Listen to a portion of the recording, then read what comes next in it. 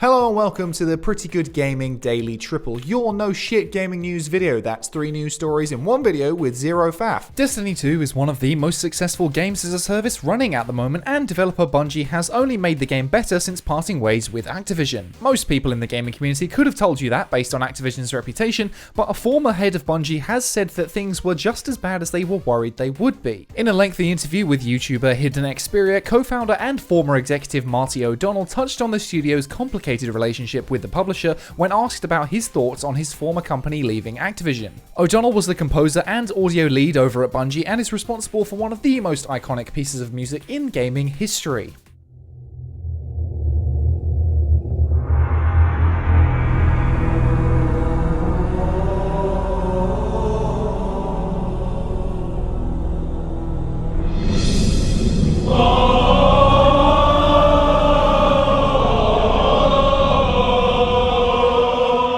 A link to the full interview is in the description below, and this conversation begins at the 1 hour, 38 minutes and 25 seconds mark. Some of his first words in this section are, "It's about time," which sets the tone for his feelings on the relationship. He expresses how he takes some of the blame for the decision since he was on the board of directors and says, "We knew it was a risk from the get-go and it turned out to be exactly as bad as we thought it was." He explained how it was bad from the start and how everyone still at Bungie will spin a yarn about how good the relationship was when in reality, in his opinion, it wasn't so great. He continued to pile on the situation by saying that it was not a marriage made in heaven at all. To O'Donnell, the key selling point for signing up with Activision was not only the financial investment from the publisher, but that Bungie would retain the rights to the IP, unlike the situation with Halo where Microsoft owns it, not Bungie, and has done since 2000. O'Donnell even said that when shopping around for publishers, Bungie almost went back to Microsoft, but only Activision would allow them to keep the IP and Bungie would remain an independent studio. When talking about how part of the deal was that Activision wouldn't mess with the IP, all O'Donnell said was, very sarcastically,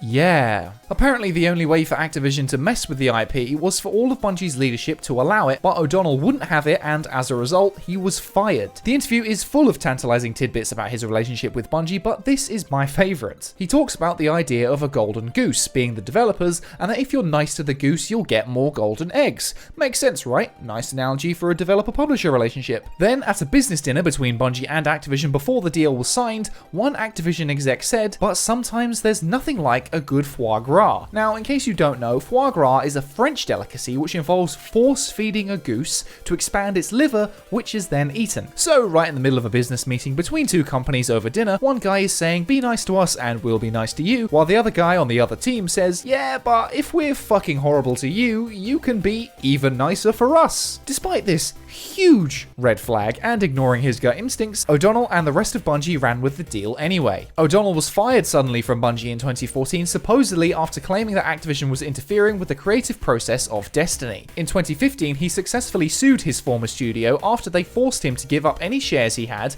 and any entitlement to royalties. He currently works at Highwire Games, a studio he founded in 2015, where he is currently working on the soundtrack to the VR game Golem. Now, none of these revelations are really all that surprising since we all thought this is exactly how Activision does business, but actually hearing it straight from a developer directly involved makes it much more real. I recommend watching the original video even if it's just this 10-minute segment, because you can tell not only from his words, but his mannerisms and the vibe that he gives out that this is just the tip of the iceberg for all his problems with Bungie and Activision's relationship. This isn't the first story about a game developer condemning the way Activision does things, and it certainly won't be the last. And next up, Assassin's Creed Valhalla is the latest game to suffer significant leaks in 2020. The footage has already been all but scrubbed from the internet by Ubisoft, but that hasn't stopped people from seeing it and gleaming some details. I'm not going to show any of that footage here because of copyright issues, but it's pretty easy to find if you feel so inclined, and at least it's actual gameplay this time. Of course, as always, everything leaked could be subject to change and is still in development, so try not to jump to too many conclusions just yet, but a lot of what you see are fundamental design choices that cannot be changed. The footage is more than a little janky with some wonky animations and awkward pauses, but this is still a work in progress and won't release until later this year, so there is still time to fix these sorts of things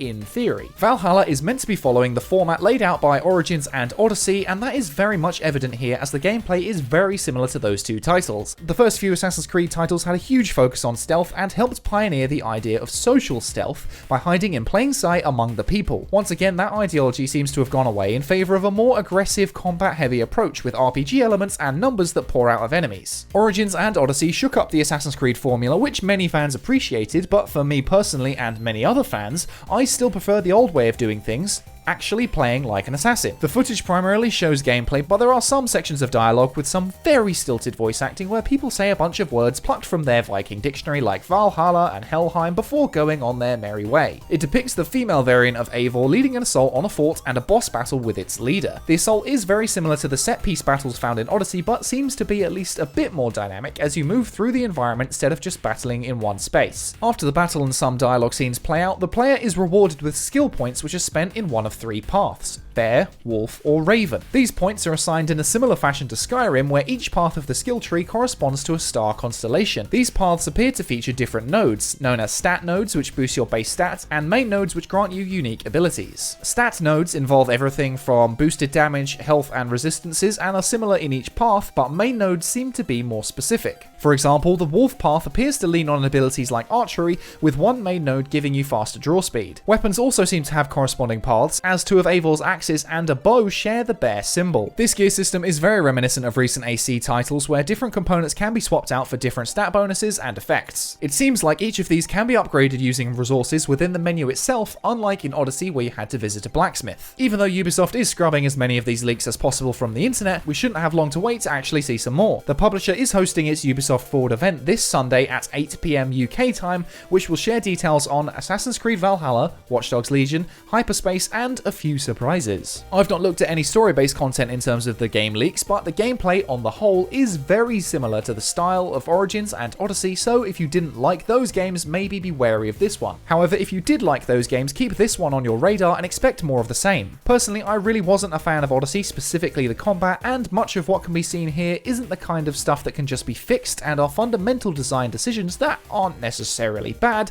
I just don't really like them. What do you think? Have you seen the gameplay leaks, or are you just waiting until Sunday? Would you rather the games return to a focus on stealth like me, or do you like the more combat-heavy approach? Let me know in the comments. And finally, after being revealed during Sony's Future of Gaming event, Horizon Forbidden West has quickly become one of the most anticipated games in the industry. Recently on Twitter, developer Guerrilla Games have dropped some new information about the different machines you'll be encountering this time around. The studio shared details on newcomers Shell Snapper, Bristleback, and Sunwings. Shell Snappers are the tortoise-looking machines and can dig itself in and lie dormant for days or even weeks, allowing its impenetrable shell to become covered by the surrounding foliage. Bristlebacks are giant boars which are seen being mounted by a tribe. Despite their classification as herd-based acquisition machines, bristlebacks aren't skittish. Instead of fleeing, they become highly aggressive when threatened, using their tusks to great effect. Sunwings are a new aerial enemy type which are described as fast and nimble flyers. Sunwings are acquisition class machines that use their photovoltaic wings to store energy. On bright days, they can be seen hovering in the air to catch as much sun as possible. I love how Guerrilla names all its machines for Horizon. What does it look like? What does it do? Boom, there you go. All I really want from Forbidden West is to mount different machines, especially if I can get Aloy to ride a Stormbird. But what do you think? What new additions would you like to see in Horizon Forbidden West? And that's your lot for today. If you enjoyed this no shit format, go ahead and give the video a like to give it a boost. Hit subscribe and the bell if you want to stay up to date on all future installments. Toss a coin to your YouTuber over at patreon.com/prettygoodgaming. That's all for today. I've been Henry Cooper. Bye for now.